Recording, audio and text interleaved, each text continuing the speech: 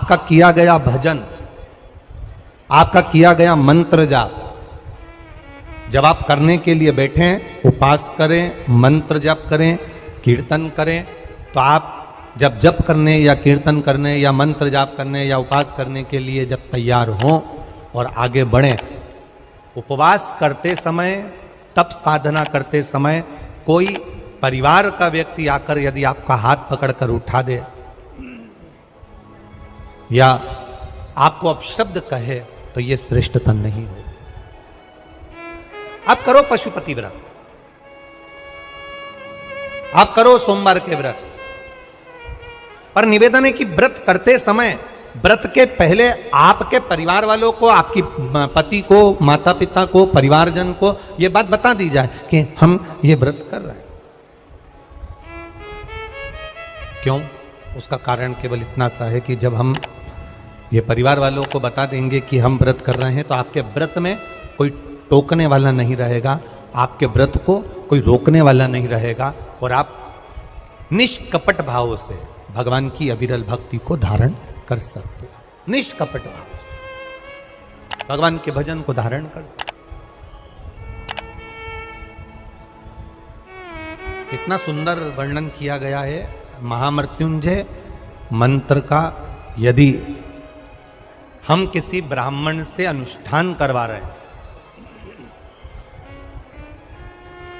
महामृत्युंजय मंत्र का यदि हम किसी ब्राह्मण से अनुष्ठान करवा रहे हैं, शिव महापुराण की कथा कहती है, अनुष्ठान पत्नी करवा रही है या पति करवा रहा है, सास करवा रही है या ससुर करवा रहा है, घर का जेठ करवा रहा है या जेठानी करवा रही है, शिव महापुराण की कथा कहती है, जितने लोग आपके घर में रह रहे हैं, जितने लोगों के साथ आप 24 घंटे घर के अंदर रह रहे हैं, जब हम पशुपति व्रत करें या महामृत्युंजय का अनुष्ठान किसी ब्राह्मण से करवा रहे हैं या मंदिर में हम अनुष्ठान करवा रहे हैं, तो भी हमारे चित्तवृत्ति से हमारे परिवार वालों को यह मालूम होना चाहिए कि मैंने उन ब्राह्मण के द्वारा अपने परिवार के हित के लिए, अपने बुजुर्ग के हित के लिए, अपने घर के हित के लिए मैंने महामृत्युंजय का अनुष्ठान करवाया है। उसका पुण्य 4 गुना बढ़ता है, जिससे घर के लोगों में कोई विस्मयता उत्पन्न ना हो।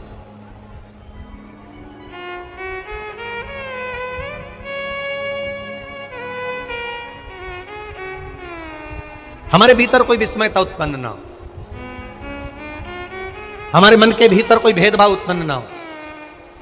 और हम तो यहां तक कहेंगे, आप अगर शंकर जी के मंदिर में जा रहे हो, 1 लोटा जल चढ़ा रहे हो, शंकर जी के मंदिर में पहुंचकर 1 लोटा जल समर्पित कर रहे हो, तो भी आपके घर के लोगों को मालूम होना चाहिए कि ये पास वाले शिव मंदिर में गई है, मेरे पास के मंदिर में मेरा घर का बच्चा शंकर जी को जल चढ़ाने गया है, मेरा पति पास के मंदिर में शंकर भगवान को जल समर्पित करने के लिए गया है। ये घर के लोगों को ज्ञात होना चाहिए।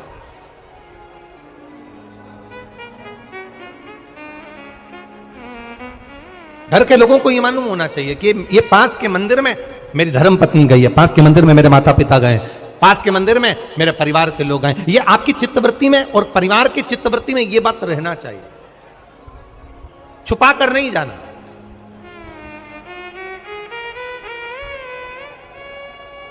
छुपा कर भगवान के मंदिर में नहीं जाना, छुपा कर पशुपति व्रत नहीं करना। महाराज, शिव महापुराण की कथा वर्णन करती है कि आप भगवान का अगर कोई व्रत, कोई साधना, कोई नियम ले रहे हो, माना आपने कोई व्रत करा, कोई करी, पर घर के लोगों को वो ज्ञात होना चाहिए कि ये मंदिर तक जा रही है, ये पशुपति व्रत कर रही है, आराधना कर रही है। आज माता पार्वती जी ने शिव जी के सम्मुख में ये बात कह दी कि मैं एकांत में जाकर भगवान का तप करना चाहती हूं और एकांत में बैठकर तप करना चाहती हूं, और उस तप का जो पुण्य है वो आपको देना चाहती हूं। शंकर भगवान ने तुरंत माता पार्वती जी से कहा, सुनो जगत जननी, सुनो जगदम्बा,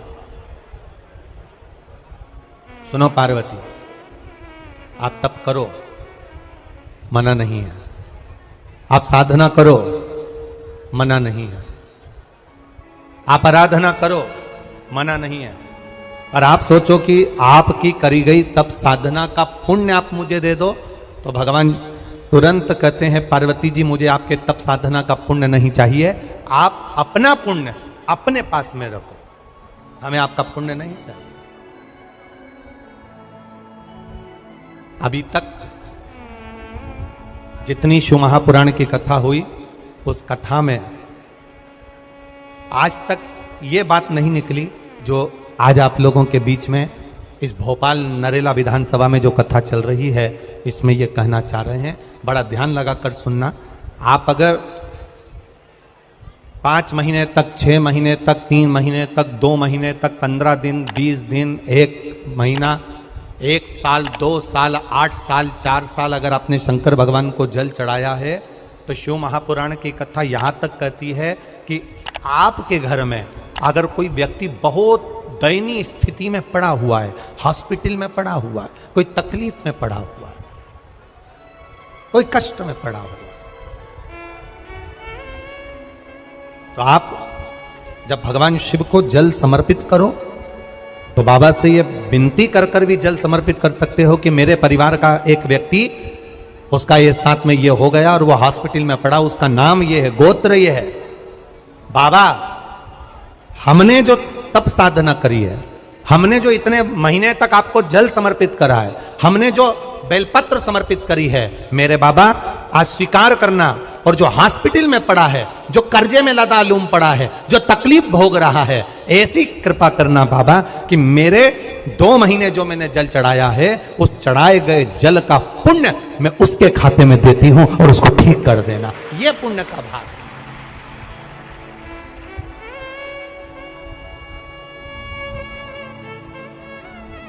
ये पुण्य का भाग है। आप अपना पुण्य भी किसी जीव के कल्याण हेतु दे सकते हैं। अब किसी ने एक बार ये कथा सुनी और कथा सुनकर कहा, महाराज जी आप कहते हो कि शंकर जी पे चढ़े हुए जल का पुण्य भी हम किसी को दे सकते हैं क्या? शंकर जी को चढ़े हुए जल का पुण्य क्या किसी को दिया जा सकता है? क्यों नहीं दे सकते? क्यों प्रदान नहीं कर सकते?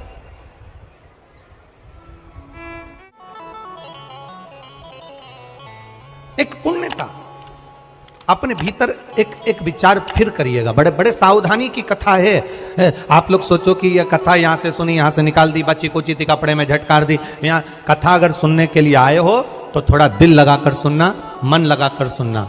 हो सकता है एलईडियां थोड़ी बंद चालू हो, मना नहीं है, पर माइक की व्यवस्था आपके पास में है तो दिल लगाकर सुनो। जहां मौका मिल जाए वहां बैठकर अपना चित्त लगाकर सुनना, क्योंकि 3 घंटे में से केवल 2.5 घंटा आपको प्राप्त होता है।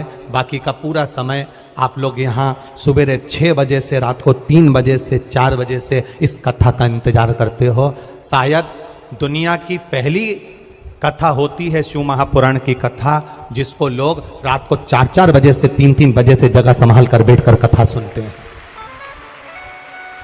तपती हुई धूप, भयंकर गर्मी, 2 किलोमीटर दूर तक पैदल चलकर आना और बैठने के लिए इतना 8-8, 9-9 पंडाल लगाए गए, पर 9-9 पंडाल भी फुल हैं। उन पंडालों में जगह नहीं।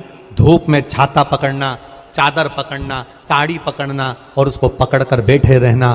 तपती हुई धूप में जहां तहां बैठकर कथा सुनना, ये दुनिया की पहली कथा है जिसको लोग कभी भूल नहीं पाएंगे कि इतनी धूप में भी लोग कथा सुन सकते। इतनी धूप, इतनी गर्मी, और केवल एक जगह नहीं, जहां शिव महापुराण की कथा का रसतत्व होता है वहां लोग इंतजार करते हैं 3-3 बजे तक। इसको छूटने मत देना।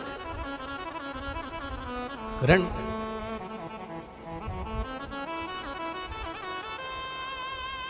शादी में गए हो, 500 का लिफाफा दिया है तो भोजन कर कर जरूर जाना।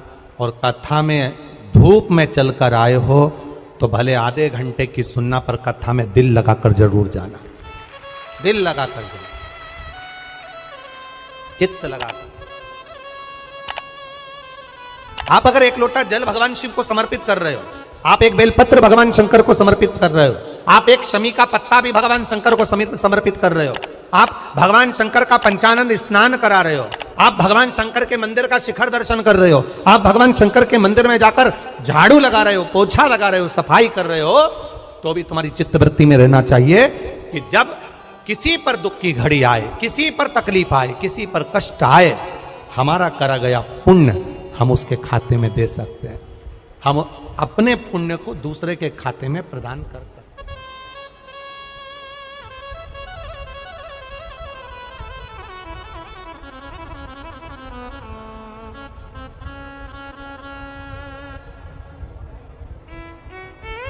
बेलपत्र, जरा ध्यान देना हो। ये बेलपत्र जो होता है, इस बेलपत्र पर कभी कभी आपने देखा होगा कि कई लोग बीच वाले पत्ते पर चंदन लगा देते हैं। ये जो बीच का पत्ता होता है, इस पर लोग चंदन लगा देते हैं। शिव महापुराण की कथा कहती है,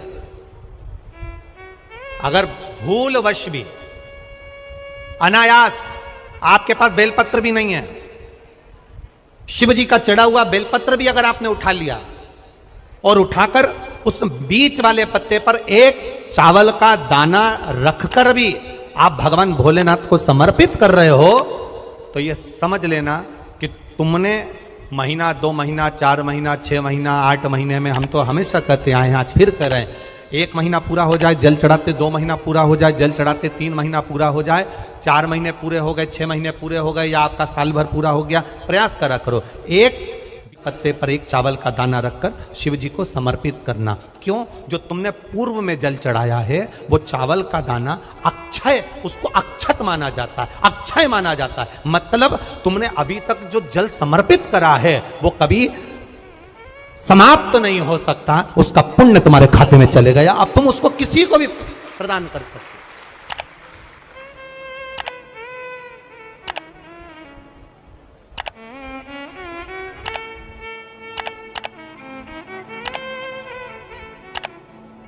बहन भाई को तिलक करती है रक्षाबंधन पर, माथे पर तिलक लगाने के बाद में चावल लगाती कि नहीं लगाती?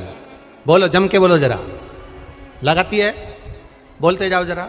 लगाती है, ठीक है। मंदिर में आप पूजन कर रहे हो, घर में कोई अनुष्ठान कर रहे हो, पंडित जी तुम्हारे मस्तक पर तिलक करते हैं तो चावल लगाते कि नहीं लगाते? बोलो बोलो, जम के बोलो। लगाते हैं।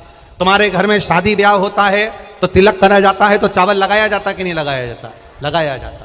सब समय पर चावल, मस्तक पर कंकु का तिलक, चंदन का तिलक, जो भी तिलक तुम्हारे मस्तक पर लगा है, कोई अगर लगाएगा शुभ कार्य में तो चावल जरूर लगाएगा। बस एक कार्य ऐसा होता है जिस समय पर मस्तक पर तिलक करा जाता है पर चावल नहीं लगाया जाता।